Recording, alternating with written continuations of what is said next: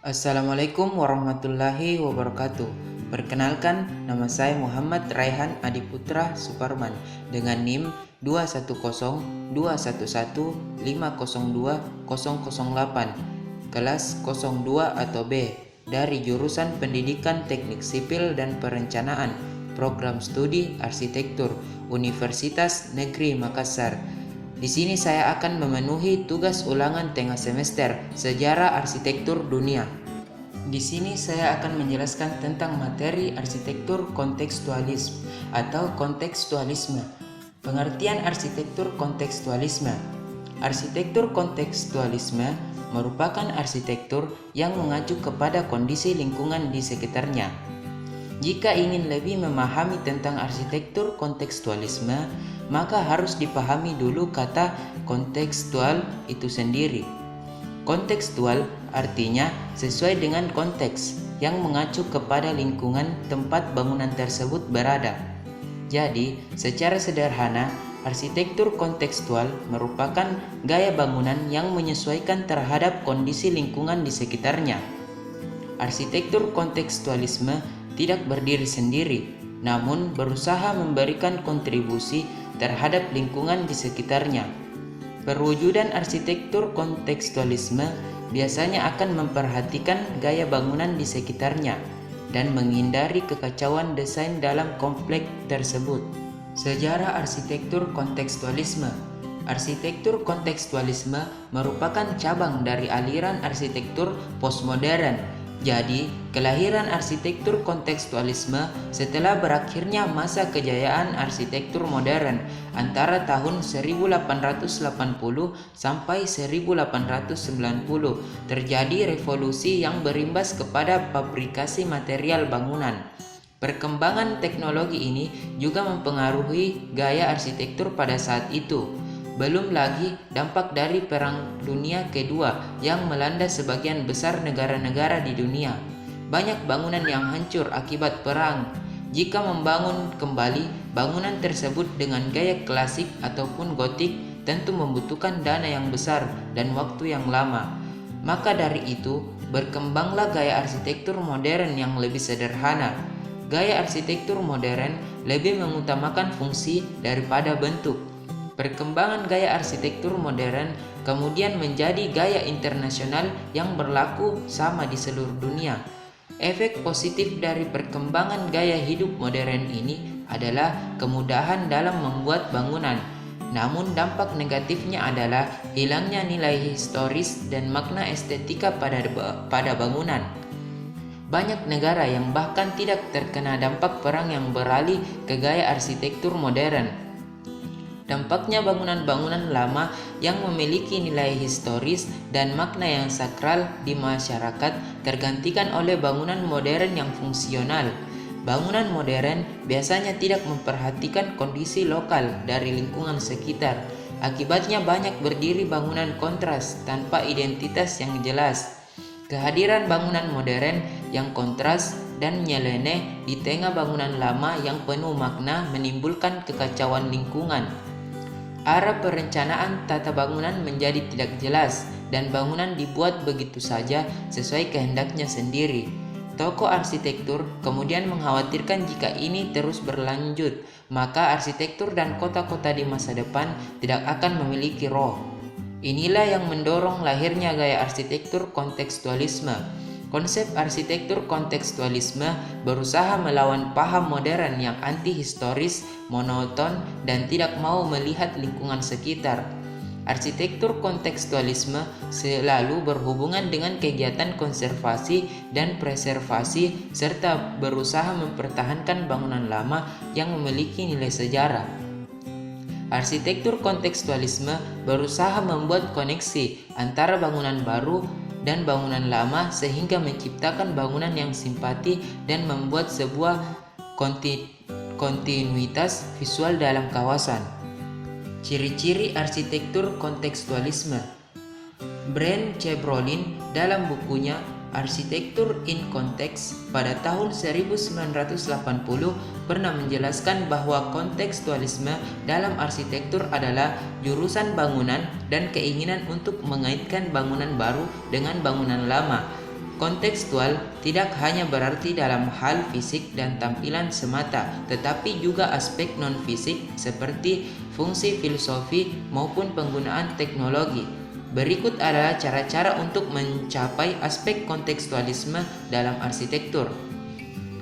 Yang pertama, mengambil motif-motif desain bangunan sekitar seperti bentuk massa, pola irama, bukaan, dan juga ornamen bangunan. Yang kedua, bisa menggunakan bentuk dasar bangunan yang sama dengan bangunan di sebelahnya, tetapi dapat diatur kembali sehingga nampak perbedaan namun masih dalam suasana yang harmonis. Yang ketiga, dapat mencari bentuk paruh yang memiliki efek visual yang sama atau mendekati bentuk-bentuk lama. Yang keempat, bisa juga dengan mengabstraksi bentuk-bentuk asli untuk memberikan sebuah kontras namun tetap kontekstual. Konsep arsitektur kontekstualisme.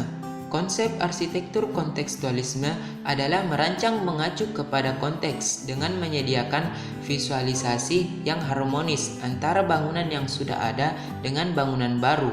Tujuannya adalah membentuk kontinuitas kawasan tersebut agar memiliki suatu karakter yang jelas.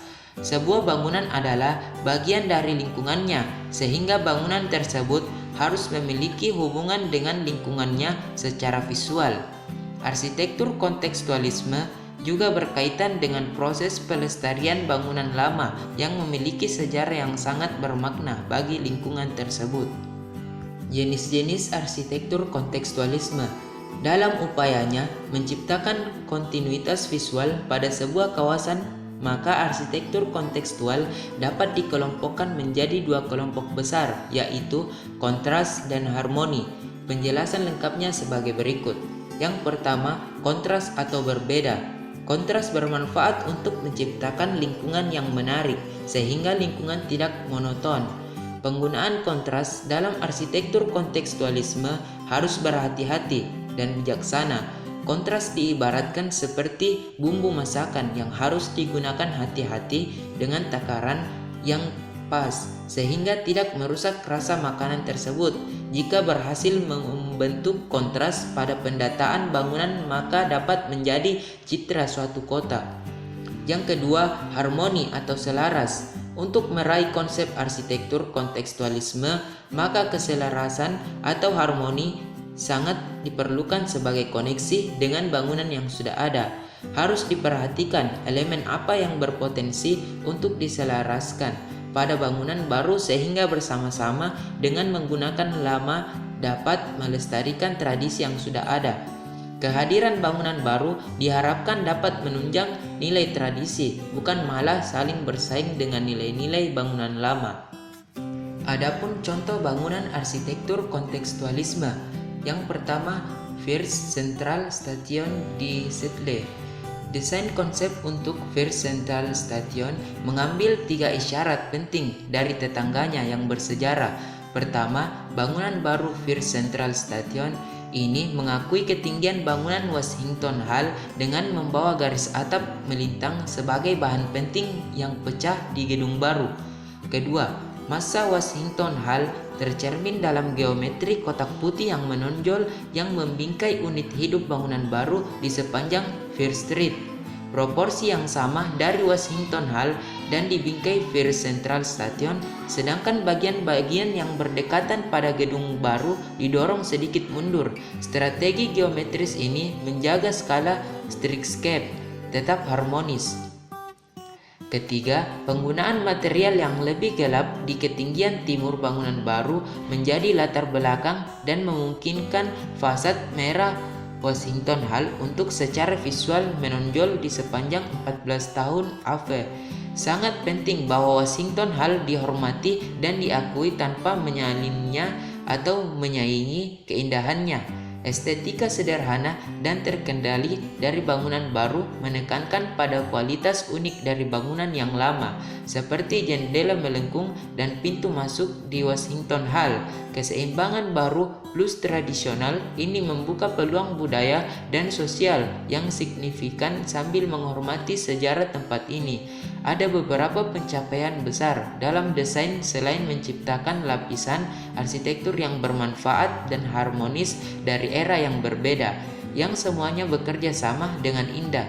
Respon arsitektur yang bijaksana adalah tanggapan yang penting bagi masyarakat di sekitar Washington Hall, baik dalam menjaga masa lalunya dan mempersiapkan masa depannya. Contoh bangunan yang kedua yaitu The Falling Water. Falling Water adalah sebuah rumah yang dirancang oleh arsitek Frank Lloyd Wright pada tahun 1935 di pedesaan barat daya Pennsylvania, 69 mil atau 69 km tenggara Pittsburgh. Rumah itu dibangun di atas air terjun di Bear Run di bagian Mill Run di Stewart Township, Fayette County, Pennsylvania, yang terletak di dataran tinggi Laurel di pegunungan Allegheny. Rumah itu dirancang sebagai rumah akhir pekan untuk keluarga Liliane Kaufman dan suaminya Edgar J. Kaufman, Sr., pemilik departemen store Kaufman. Setelah selesai, majalah Time menyebut Falling Water Wright sebagai pekerjaan yang paling indah dan terdaftar di antara daftar 28 tempat Smithsonian untuk dikunjungi sebelum Anda mati. Rumah ini ditetapkan sebagai tempat bersejarah nasional pada tahun 1966.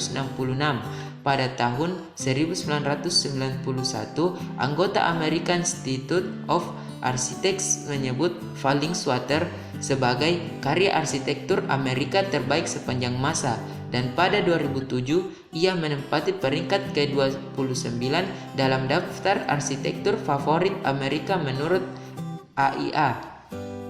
Berbeda dengan contoh sebelumnya, di mana bangunan menyesuaikan dengan bangunan lain di sekitarnya, The Falling Water adalah contoh bangunan arsitektur kontekstual yang berusaha untuk tampil harmonis dengan lingkungan alam sekitarnya.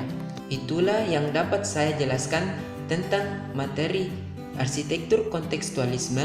Semoga dapat bermanfaat bagi teman-teman sekalian yang menontonnya. Sekian dari saya, terima kasih dan sampai jumpa.